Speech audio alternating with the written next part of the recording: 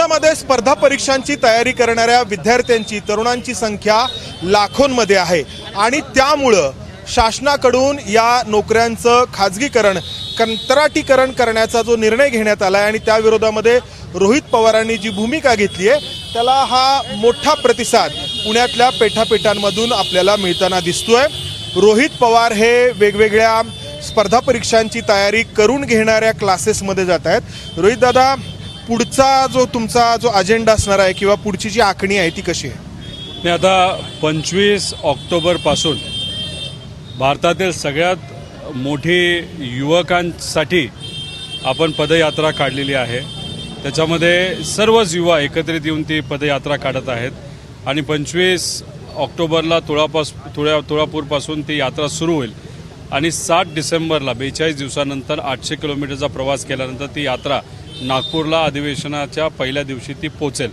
याच्यामध्ये युवकांचे जे प्रमुख प्रश्न आहेत, ज्याच्यामध्ये UPSC MPSC स्पर्धा देणाऱ्या परीक्षांचा आहे, युवकांचा आहे, त्याच्याचबरोबर आज बेरोजगारी मोठ्या प्रमाणात या राज्यामध्ये देशामध्ये वाढलेली आहे, त्यांचे मुद्दे घेतलेत, मुलींचे घेतलेत, ज्या शाळा बंद केल्या जातात त्याच्या विरोधात सुद्धा या यात्रेमध्ये आम्ही मुद्दे घेतलेले आहेत।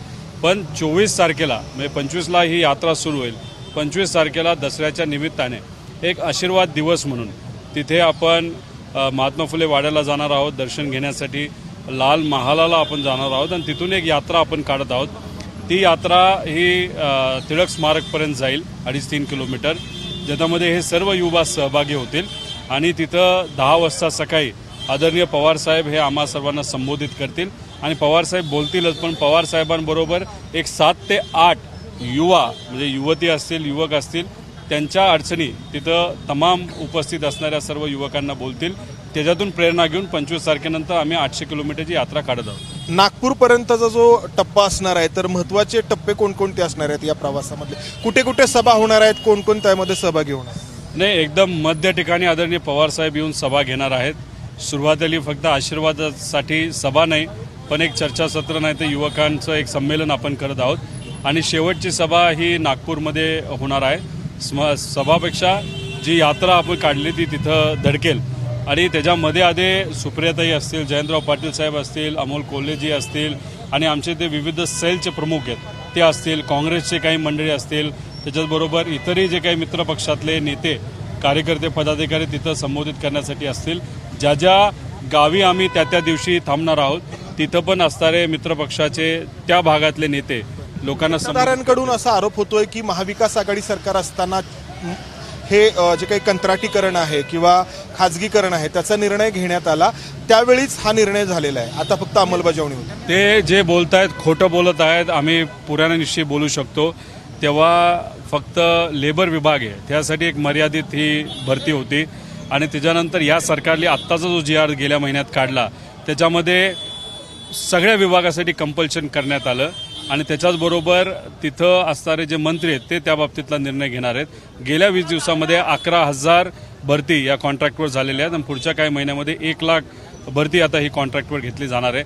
आणि अजून एक सांगतो, हे सरकार असो ना ते सरकार असो, अशा पद्धतीने जर तुम्ही जर भरती करणार असेल त्याचा विरोधच आपण केला पाहिजे। पण हे सरकार जे बोलत आहे की पूर्वी हा निर्णय घेतला तो फक्त एका विभागापुरता काही ठराविक पदासाठी मर्यादित होता, आता अमर्यादित या सरकारने केलेला आहे आणि त्याच्याचबरोबर तिथं जर तुम्ही बघितलं तर त्यांच्या निकटवर्गीयांच्या काही कंपन्या त्यांना हे काम देण्यासाठी 10% कमिशन या सर्व भरतीतून त्या कंपनीला मिळणार आहे। या गोष्टीचा निषेध करतो। अजित पवारांवरती एक आरोप होतोय 2010 मधल्या एरोड्यामधल्या एका जागेच्या व्यवहाराच्या संदर्भामध्ये की त्यांनी ती जागा पोलीस दलाची असताना एका खासगी बिल्डरला देण्याचा प्रयत्न केला।